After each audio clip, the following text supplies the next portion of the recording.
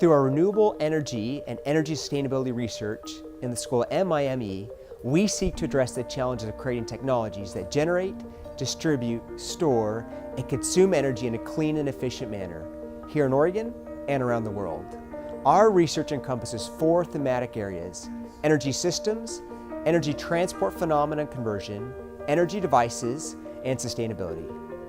Our home within the College of Engineering at Oregon State University allows for close collaboration with a variety of centers and institutes, including the OOH Hinsdale Wave Research Laboratory, the Advanced Technology and Manufacturing Institute, and the Northwest National Marine Renewable Energy Center.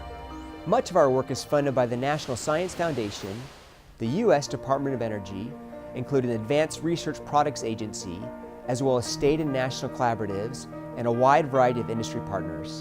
All of this is possible due to our faculty's unique set of expertise, as well as our combined understanding of the societal, economic, and environmental impacts of energy systems.